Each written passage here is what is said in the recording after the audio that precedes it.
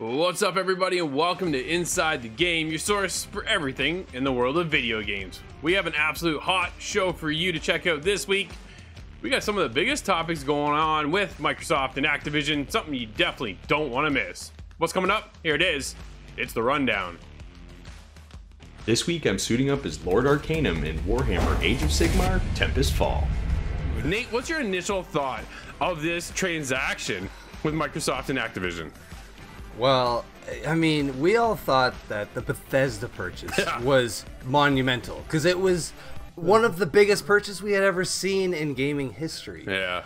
Kicking in Scot off to Alaska. Everybody, thank you for joining us. We are checking out Rainbow Six Extraction. That's right, not Siege. Siege is a thing of the past. It's not. I'm actually going to play it later. This is Extraction. I'm Drew, that's Scott, and the one and only all the way from jolly old England, it's Steve. There's quite a few games that got pushed from 2021 to this year, but there's one particular game that I was really looking forward to checking out at the end of 2021, and I have to say this game looks really cool. Long ago when we played the beta and we had all the gamer tag all over the screen because I didn't want you to record it, I was disappointed. I thought, this game isn't for me.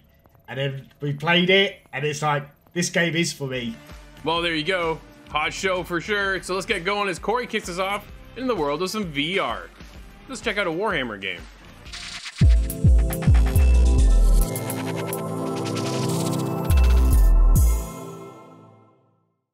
This week I'm suiting up as Lord Arcanum in Warhammer Age of Sigmar Tempestfall.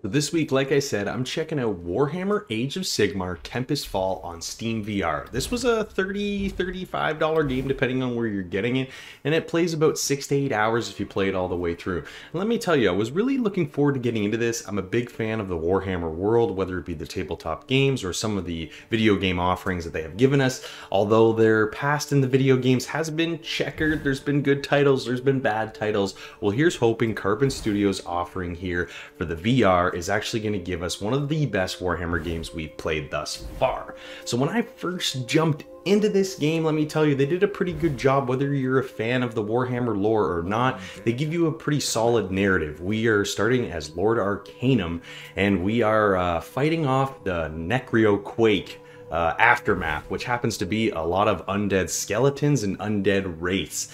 And we spend a lot of time traveling through the city, whether it's above ground or in the catacombs, fighting off waves of enemies. But it is a fairly linear style of adventure. We, are finding chests, and there's not too many secret passageways. We are kind of following a set path the entire time. Mind you, it is a lot of fun. The environment itself is gorgeous to look around. I thought they did a really good job. I mean, everything kind of seems so grand and large compared to, the size that your player is during the game.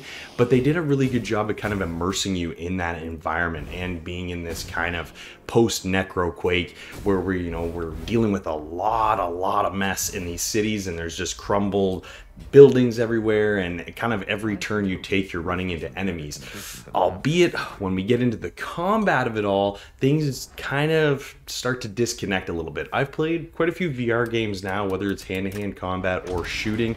This game actually has a little bit of both. You have the ability to have a sword, there is also a staff, and then almost kind of like a staff sword type weapon, and you can upgrade these weapons whether it be between certain quests or back kind of at the main hub. And they do kind of a neat job about the upgrading, but we'll get into that. I just kind of want to talk about the combat at the beginning here. You run into these enemies, and we are getting kind of larger waves of enemies depending on how far into this game you go.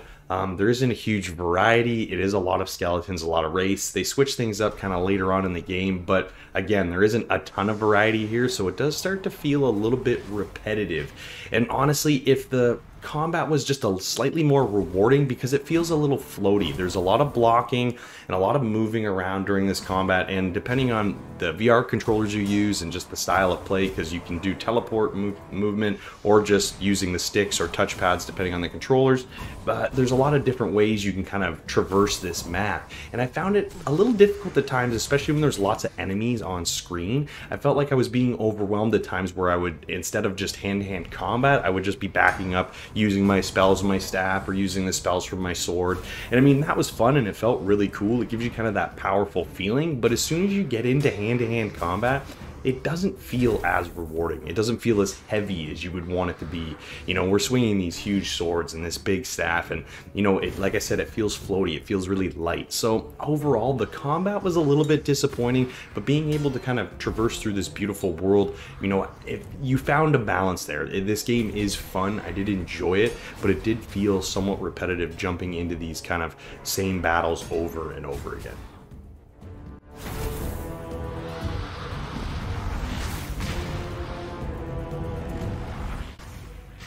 One thing I did enjoy though was the amount of upgrading you can do to your weapons. Throughout the adventures you have, you open chests and you can collect certain resources that allow you to upgrade your weapons when you're back at the main hub, or you just kind of find a blacksmith along the way in between your quests. And they did actually a pretty good job here. They lay it out really nicely for you, so when you put your weapon down on the anvil, it'll show you the options of what you can use to upgrade and kind of what those abilities are going to do for you moving forward through your adventure. And you know, there's a little bit of a display window kind of showing you the demo of it all, and they did a really nice job at laying it out because it made it very clear when, depending on whatever weapon you put down, you saw which 3 kind of upgrade options you have, and then if you click on those options, it'll tell you how to use that ability and also which resources it's going to take to actually attain that ability. So once you find one that you like, I kind of picked a couple. One I really liked with the staff was being able to kind of charge up this magic orb at the front of it and kind of launch the projectile out. It did a ton of damage and also kind of freezes enemies in place. So that was one of the first upgrades I actually jumped in and got. And when you first get into the main hub area, they kind of introduce you to all the characters there and the things you can do when you are in that area. And the blacksmith is by far the most interactive, because once you've got your weapon down and you've selected your upgrade, you actually pick up the blacksmith's hammer and it gives you certain areas on your weapon to then strike with the hammer on the anvil, and you're able to upgrade after a period of, you know, so many hits. And this was actually kind of a cool little thing. It is slightly gimmicky, but honestly, it did feel really nice to be able to kind of smash down on your hammer, or smash down with the hammer on maybe a sword or the staff, and upgrade it as you go. And you do this quite often because you do find a lot of resources along the way, so the idea is to be upgrading as much as possible because these waves of enemies get larger and larger. This was definitely one of the better mechanics jumping into the game. When you use the abilities though, especially in the combat, like I said, I tended to use the spells more than hand-to-hand combat, but I did find that charging up the spell sometimes or doing the movement to create the spell didn't always work. It wasn't, you know, as snappy as you'd want it to be, maybe as you feel if you were actually holding a controller in your hands and using it with the VR wands. I did find it somewhat difficult at times to be able to kind of unleash some of those magical abilities. I'd be swinging and kind of repeating the same movement in hopes to do it right. Whether that's me or the game causing the issues, I'm not quite sure, but at the same time, it wasn't as easy as it probably should have been, especially to make this combat just a little bit more rewarding. Issues aside, I've actually really enjoyed my time with Warhammer Age of Sigmar Tempestfall. This has been a really good VR offering for just over $30. There isn't a ton to complain about here. Like I said, the combat is repetitive and it does feel a little floaty and light at times, not as maybe powerful as you'd want to be as Lord Arcanum, casting your spells and smiting people with your sword, but it is fun to, you know, grab a skeleton and rip him in half when you get the chance. But overall, I think some people are really going to enjoy this offering, especially if you're a Warhammer fan and you're really into the lore. You're going to get your 6 to 8 hours of playtime with the VR headset on, which I think qualifies the value here for the $30. But the repetitive combat and just the way the combat works in this game is really what holds it back. So if I have to score it out of 10, I'm going to give this one a 6. Very amusing. A great looking VR experience with solid narrative and upgrade mechanics. You know what though, the combat system seems glitchy at times and, you know, is the biggest downside for a combat focused game.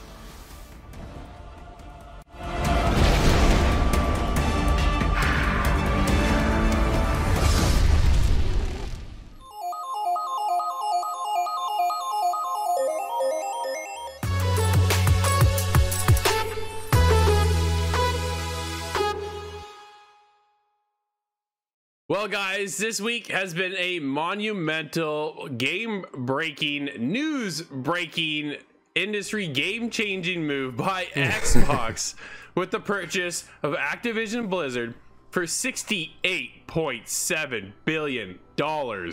What a move by Microsoft to sweep in and grab a company that was in very hot water and still is, as we would speak as of right now.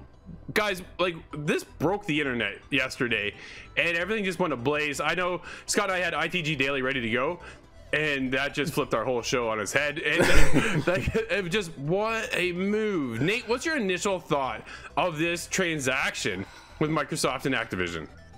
Well, I mean, we all thought that the Bethesda purchase was monumental because it was one of the biggest purchases we had ever seen in gaming history. Yeah. And now we see this one that's merely $70 billion. I mean, there, of course, are a ton of questions that I'm asking myself, like, what does this mean for the future of games, sort of under all of Activision's, you know, umbrella and Blizzard's umbrella? Are we going to get StarCraft 3? I don't know. But ultimately, guys, I am, like, ecstatic, of course. Like, I primarily play on Xbox, and to see and to know that all these games and future games are going to come to Game Pass. I mean, I already paid for this and it's already fantastic. So just to get it beefed up that much more. And I mean, what are we else like? There's just so many questions. Like, what is going to become of the Game Pass? Are they going to incorporate the World of Warcraft subscription? Are they going to give you a few months? Are we going to get perks? Guys, it's crazy. I'm a big Call of Duty fan, and you know, I mentioned this earlier to you guys. They, like, year after year, we get a new Call of Duty game, and you know, they're always solid games, but their innovation sometimes does lack. So I think I've been reading Paul Tassi's articles, and he mentioned this. I think that we'll get a Call of Duty every other year moving forward. Once this is all solidified, probably next year we'll get another Call of Duty, but maybe in 2024 we won't, and we'll actually get a sick Call of Duty game in 2025. But okay, I'm gonna try and stop talking because I could go on forever. But that was my initial reaction: excitement and an intense amount of questions. So Cory, what was your reaction, man? Well, you know what? I think when that Twitter news broke and we kind of all saw it and we kind of first had initial talks about it, we were all kind of blown away. I mean, a deal of this magnitude isn't something you see every day, especially in the gaming industry. Nate touched on it. We thought the Bethesda one was big. This one, you know, is 10 times that size. A whole lot of zeros. So it's crazy. I mean, we are getting a massive library of games here, and I think to touch on what Nate was talking about with Game Pass, we are going to be getting some games we probably haven't seen in a while available on Game Pass, whether it's on console or PC. And I think just being able to add that library, this whole deal is going to be so mutually beneficial for Microsoft and Activision. Drew, you said it, Activision's not in the best place right now. So to have a big brother like Microsoft kind of swoop in and say, hey, you know what? You come hang out with us for a while. We're going to take care of everything. And you know what, let's just see where this goes. I mean, there's a huge future here. You know, Activision Blizzard now has all these Microsoft resources and tools to work with and just hopefully improve some of these huge titles that they already have and, you know, that people still love to play. I mean, I just don't see anything bad coming out of this relationship. Scott, what do you got to think about all this, man? Well, there's been a whole lot of kind of side topics that have been brought up since the initial news, and there's a lot of different aspects that cause a lot of worry. Are these games going to go exclusive only to Xbox? Is it going to be, you know, starting next week, or is it next year? Or are these projects going to work out? Nobody really knows, but I suspect there's going to be a lot of exclusivity in the next few years, and we'll see how that works out. But I like that Nate is very positive. In the case of Activision Blizzard, all these other franchises get a new breath of, you know, funding and ability, and I think that's great overall. And even if it does go exclusive, I think there's a mutual or a net benefit to that.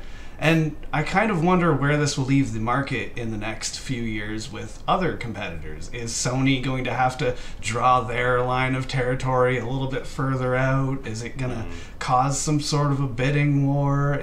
It really just brings a lot of other questions. And if there are things up for sale, you know, is EA completely safe? Is there a potential that DICE could be grabbed and maybe rung in a little bit for the next Battlefield. I'm positive as well, but I'm just not sure how it's going to shake up, and I don't know if anybody really knows. I don't think any of us know, but I think we can see the future a little bit with Call of Duty going exclusive. It's not coming anytime soon. Phil Spencer was quoted saying it's not his intent to pull from the PlayStation, and you know what? He's not going to. What's there is there now. What's there in the future is unknown. But if we had to guess, they already announced Starfield is going to be exclusive for Xbox. They spent $7.5 billion on Bethesda ZeniMax deal. They spent $68 billion. They're not going to put Call of Duty over there when they're not going to put Starfield over there. They're not going to put Skyrim over there, right? Think about it. They are lining themselves up to own this industry. And that's where a lot of the fear is starting to set in. Is it becoming a monopoly with Xbox coming in and sweeping things out, right? You're taking over some of the biggest publishers, the biggest developers in the industry space, and they're gone to one market only. If you're a PlayStation fan and you love Call of Duty because that's your go-to game, what's your future concerns now? Where do you lie? Where do you stand? What's your next move? Are you looking for your Xbox now?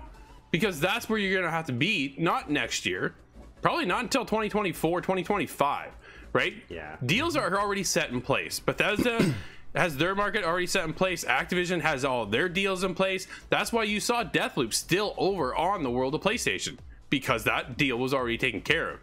Well, we all know Activision's been around for years, and all those contracts are already lined up, ready to go for years to come. So Call of Duty's not going anywhere anytime soon.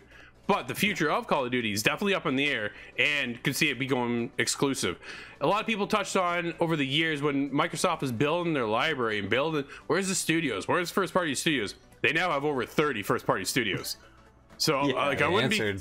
be right. Absolutely, and that's the biggest thing is now they have that ecosystem built up within there, and they don't even, you know what the biggest thing is, they don't care about Xbox. Xbox does not care about Xbox. Xbox cares about Game Pass. Yeah. Because they want you to be able to play it, whether it's on your phone, your tablet, your computer, or your Xbox console. It doesn't matter to them where you play, it's how you play, and it's with one service. They're going the way of Netflix. That's what their concern is. PlayStation now needs to figure out what they're going to do, and they need to figure it out sooner than later. Scott and I touched on it on ITG Scrambling. Daily. Exactly. But if they can line themselves up this year, they have a good opportunity to turn things around with their lineup. God of War Ragnarok is still lined up for sometime in 2022, right? Horizon Forbidden West about to launch not too long from now. What if they announce their Game Pass service? What if they bring out PSVR 2?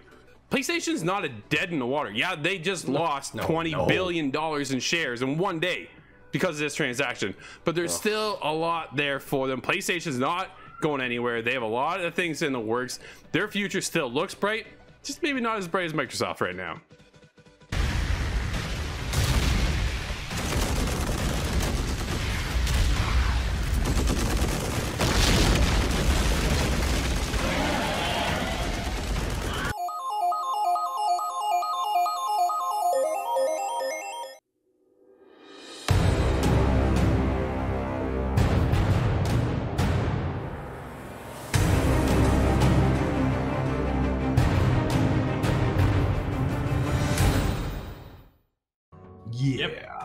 Kicking in Scot off to Alaska. Everybody, thank you for joining us. We are checking out Rainbow Six Extraction. That's right, not Siege. Siege is a thing of the past. It's not. I'm actually going to play it later. This is Extraction. I'm Drew, that's Scott, and the one and only all the way from jolly old England, it's Steve. Hey, Steve.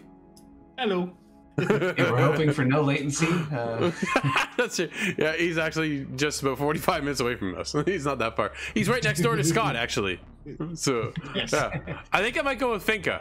She's not fully healed, which kind of has me a little concerned, but I do like her ability, and it's very helpful at times, and we can use all the help we can get in this game. So let's go. There is a rescue mission in the end. That is funny. Is there? I was joking, but if I will do a backflip on camera. I got this. So, man, this is one there. I got another one over here. What was that? Who's busting through the windows? That's me. I'm going for this. That's not stealth. There's no stealth by busting through windows. Glass busting open. It's Dishonored stealth. You go through, no one's a witness. Yo. Stay there, Scott. Stay there. Stay. Hey, good. Take charge, Steve. Tell him. I missed a nest back in the room I was in. Oh, I just got 2 of them out here. there's one in the room here, Scott. I got another one out here. I'm gonna grab that. Oh, Steve likes to smoke. Likes to use that ability. Saw me. Oh my There's goodness. Steve again, smoking in the boys' room. Uh-huh. Yep. Refill ammo over here. Like I can hear the nest. Okay, I'm starting it up. You guys ready? Yep. Let's go. All right, one down. Let's go to the other one. Head to the next station. I'm 25 meters in closing. All right. Zero resistance. I busted through the window. Oh no! I just closed the door on me. Hey. Yeah, I kind of like that it gives you the option to close, because a lot of the time, if you want to defend, that covers all the doorways, right? Oh, that's what I get for following Scott. Up and down I go. I was just like... It's not the destination, Drew. It's the journey.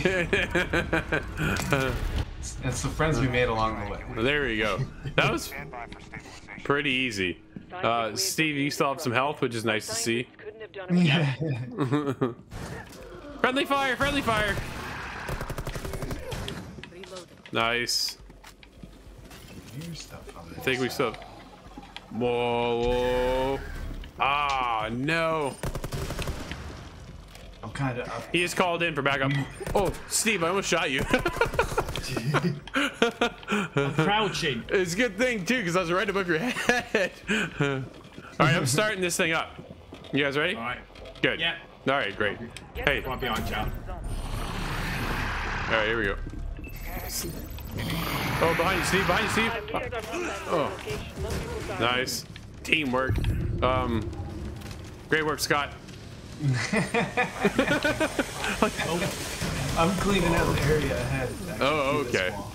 And put a ton of claymores down. They're not in useful places right now. It seems. Where? I can... I got it. There we go. Woo. 65%. Oh no. Oh, that one hurt. He came out just full sprint out of this room. Man, 81.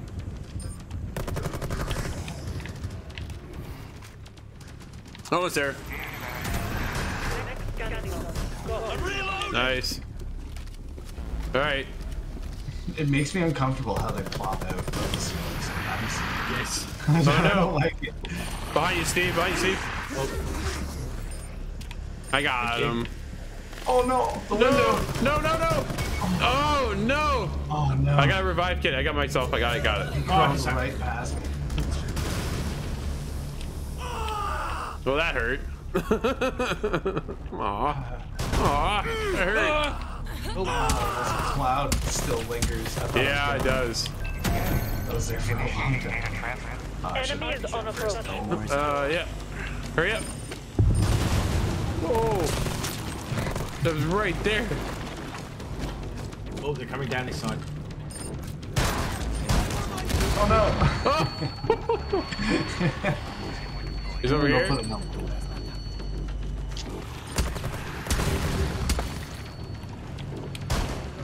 Okay. Woo.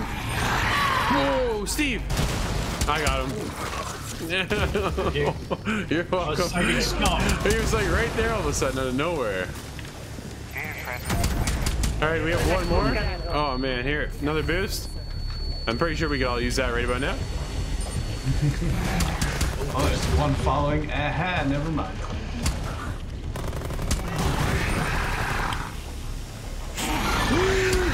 Oh no! Thank you, I can hear it. Here's something. Oh yeah, he's right behind me. Another one too. He's behind me. They keep coming. Whoa! Oh, that hurt. Alright, let's move on to the next one. Let's get over there and probably get out of here. I guess. Nice. There's one behind me. Do you start to scan? One of me. Are we good? Oh, we're started. Okay. Woo. Whoa. Thank you, Steve. 35%. I'm clearing out the floor too. Pollinated. I can't see a thing. Oh no! It was some couch fuzz that stuck to me when I walked through the other room. You got the green balls on you. Green balls, please. Bullocks, I said. Woo. We probably should have reinforced that. Yeah, I'm out of claymores right now, by the way, so... Okay. Otherwise I would Oh my. liberally applying them in the area. Do we push towards the end? Oh, what happened there? How did I just get hurt? Those red things. Look at the slime. The red. Oh, there's explosions! Oh. Man, oh man. Yeah.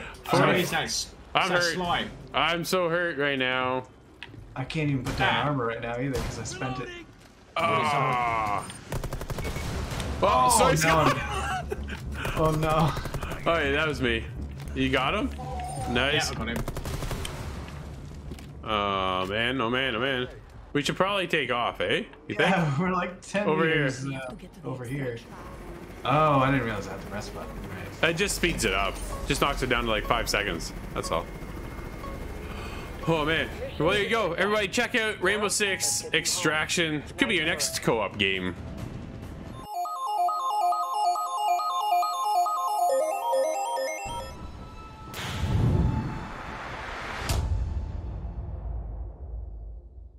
So I got some news coming out of the Call of Duty world this week. Unfortunately, Season 2 of Warzone and Vanguard is being delayed. It was slated to be released on February 2nd, and they're actually going to push it 2 weeks to February 14th. Now, Activision has come out and said that the biggest reason for this is they really want to be able to deliver and fix some of the biggest issues that we're currently having in Season 1 with Call of Duty, and they're just trying to make best on their word and kind of get some of these things fixed before the release of Season 2, because obviously we can't be releasing a new season when we still got some major, almost game-breaking issues currently in the game right now, whether it be some issues on multiplayer and, the rampant issues in Warzone right now. It's nice to see that maybe stuff like this is going to be fixed by the time the new update comes out. But honestly, as a player, and I think the entire player base is going to be fairly disappointed with this. Nobody likes to see delays, especially with things that are, because there's problems in the game currently and they're just not maybe necessarily fixing them fast enough. But I mean, let's, fingers crossed, hope that we do get the updates and the fixes and the optimization that we, deserve, especially at this point with the release, because honestly, since the Caldera map, things have been somewhat stale with Call of Duty. There have been some good playlists and some good game modes in there, but there have been too many issues, especially for people playing on older generation consoles. There's, render issues, and there's a whole bunch of stuff going on, and unfortunately, we're just not seeing the kind of performance out of this Call of Duty title right now that we expect. So hopefully Activision kind of sort their stuff out. This 2-week delay is going to be, something that they need to deliver on, especially once the 14th rolls around. Players are going to be looking for those updates and looking for that, that quality of life improvement that we've needed since the new season has dropped. So honestly, Activision, you've got 2 weeks. Let's see what you got.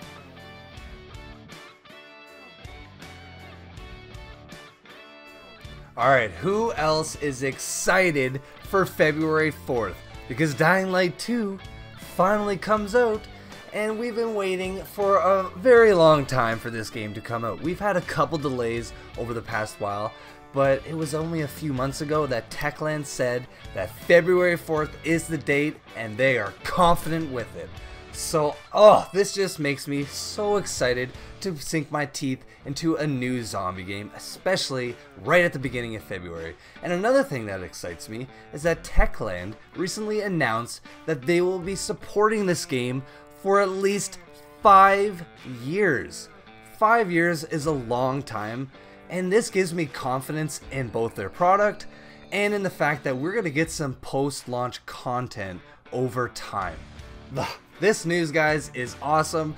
February 4th is just around the corner. Let me know if you guys are anticipating to play this game, or if you're not too into the zombie-esque games, but, are considering it. Please hit us up on our Discord or on our website at insidethegame.ca.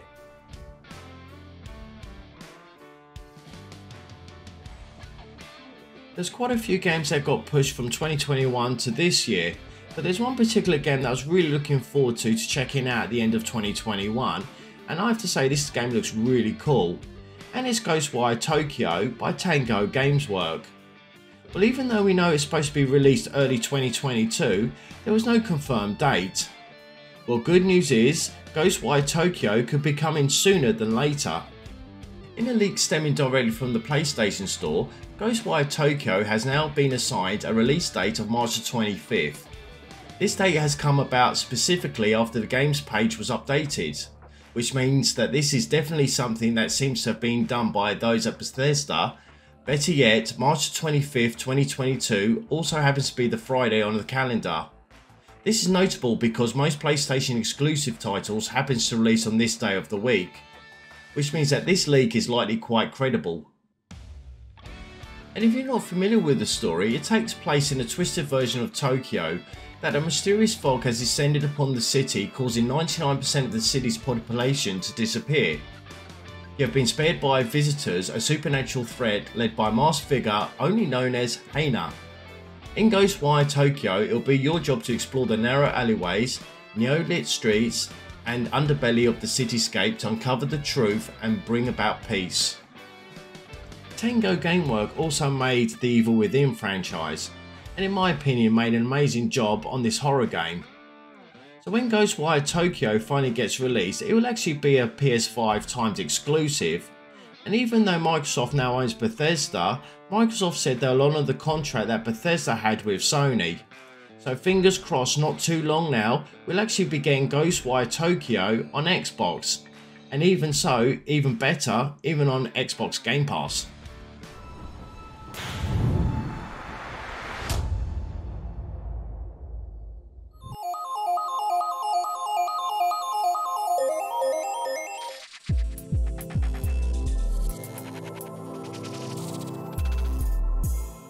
Well, guys, I'm tired of being quarantined. It's time for an extraction. We're talking about Rainbow Six Extraction. We've seen it kind of jumble around with a bunch of different names, and they've landed or extracted with Extraction. So this is a 3-player co-op experience. You can go in solo. The idea, though, is to find out what's going on, which has been a disease, and alien races come in and swept over the nation, and I'm having a blast. Scott, I'm gonna kick it over to you first. First impressions. Had a little bit of difficulty with this one. I didn't think it was going to be that quite difficult, but sure, when you get into some of these locations, it's kind of tight quarters or very open spaces. It's rarely a mix of the two, so you find yourself in this giant warehouse, and that's when hundreds of them spawn, seemingly hundreds of them. But yeah, it is a bit of a departure from Siege, what we're used to.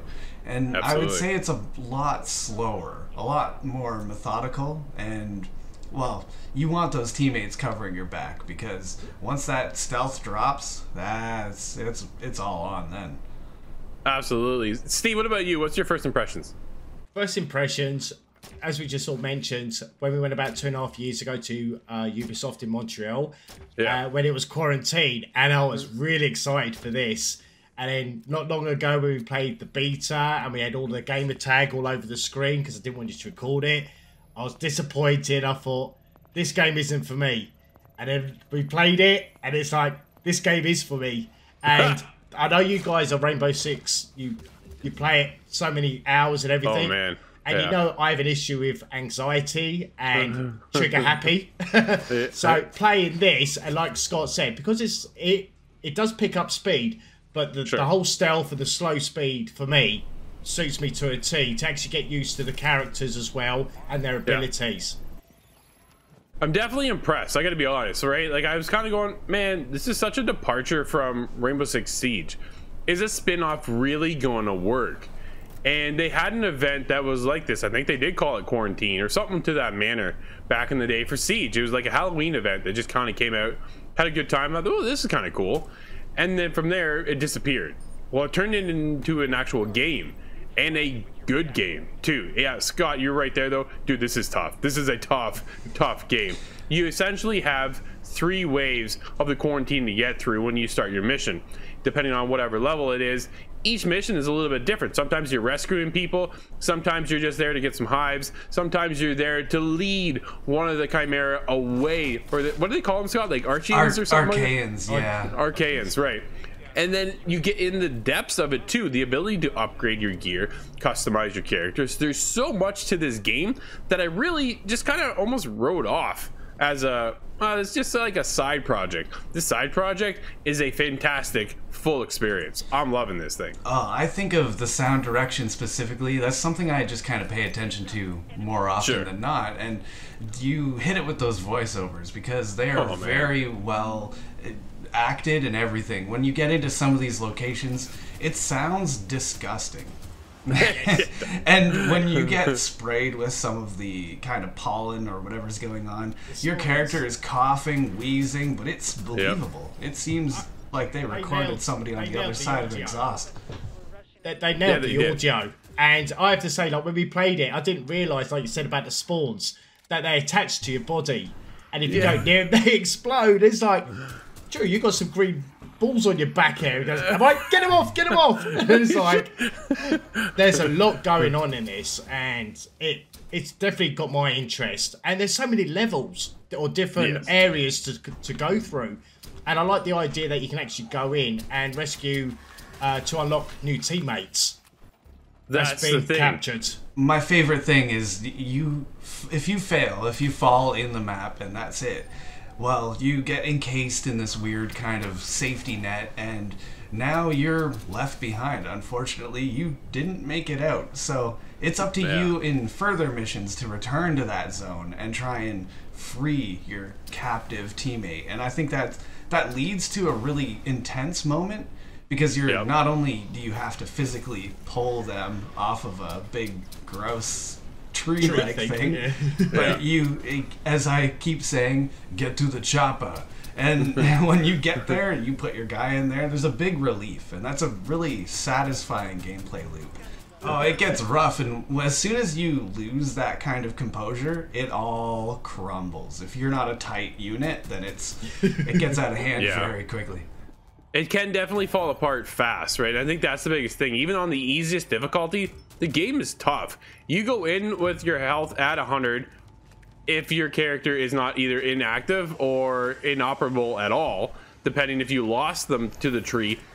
But one thing I will touch on as well is, like you said about the 3 chapters or the 3 progression levels, is they're not the same every time you do a new game. I love the way they alternated, so it doesn't feel like, oh, I've just done this one and I've got to do it again just to rescue my character again or unlock another character. So I like the way they actually mixed that one up. And also the airlocks. At the end of each kind of section, you cannot progress unless all your teammates are in that air locker, which I think is good. Well, that way you're not stranded, left behind, right? If you're in there with some randoms, because there is the opportunity to go out there and just find random people to play with and go out and do your mission. But yeah, you're not going to be left behind.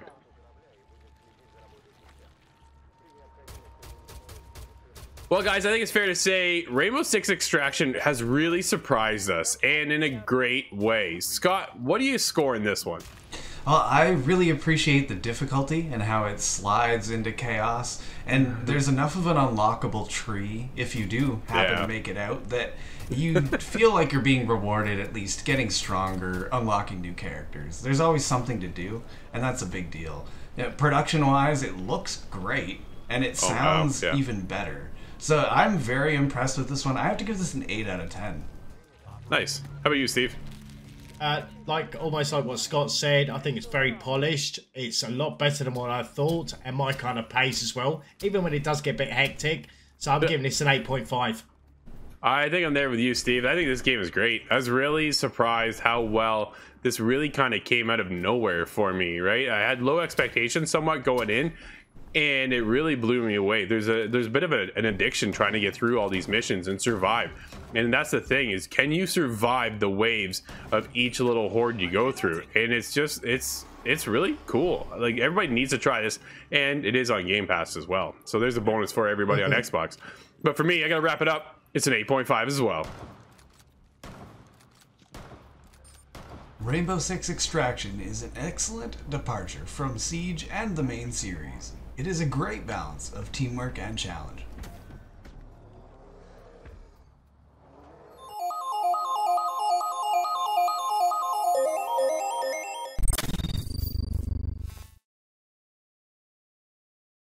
So in Fallout 76, one of the coolest things you can do is launch a nuke. Watching it launch up into the sky or land on a site and create massive devastation with this huge overarching mushroom cloud, this is all an amazing experience. And then with this video, I'm going to teach all of you guys how to exactly go through the steps of launching a nuke. Because when you first get in the silos, well, you're going to be wondering, how exactly do I do this? Well, before you even consider launching a nuke, you have to make sure that you get through the main story.